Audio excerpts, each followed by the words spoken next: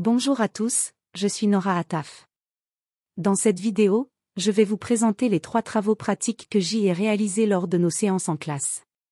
Encadré par Monsieur Adnani Younes.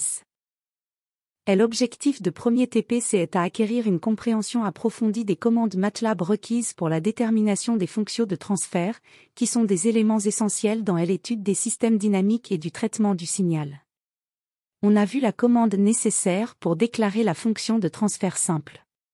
Et pour déclarer une fonction de transfert sous forme pôle 0 gain. À la fin on a ajoute PSMAP 6 pour représenter graphiquement les pôles et les zéros. Et SGRID affiche la gradation polaire. Après on a vu la configuration de deux fonctions en série qui est soit par G1 fois G2 ou série, G1, G2. Et la configuration en parallèle qui est soit par G1 plus G2 ou bien parallèle, G1, G2. Enfin on passe à la configuration en boucle fermée à retourne unitaire et retourne n'est pas unitaire.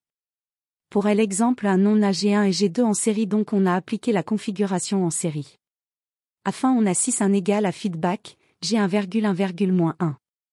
On a un car on a un retourne unitaire. Pour l'exemple 2 on a un retourne n'est pas unitaire donc le système égal à feedback, G1, G2,1.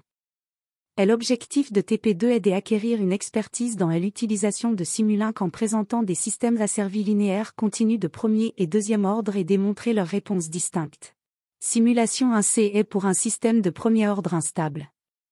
Simulation 2C est pour deuxième ordre en boucle ouverte stable. Simulation 3C est pour système de deuxième ordre en boucle fermée instable avec retourne unitaire. Simulation 4C est pour un système de premier ordre stabilisé par retourne unitaire. TP3C est comme un résumé des TP précédents. L'objectif de ce TP est de comprendre les fonctions de transfert dans divers contextes. Alors on a fait des commandes pour trouver fonctions de transfert de deux systèmes en série avec un exemple convenable. Après on a fait des commandes pour trouver la fonction de transfert de deux systèmes en parallèle. Et bien sûr on prend un exemple pour ça. Et finalement, on a fait des commandes pour trouver la fonction de transfert de deux systèmes en boucle fermée à retour n'est pas unitaire avec exemple convenable. Et la dernière configuration pour trouver fonction de transfert de deux systèmes en boucle fermée à un retour unitaire. Pour cet exemple, j'y ai écrit la fonction de transfert pour chaque fonction. On a F1 F2 en série donc S1 est égal série F1 F2. Le même pour S2.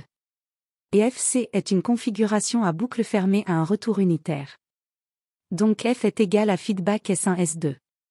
Et voilà. C'est tout pour cette vidéo.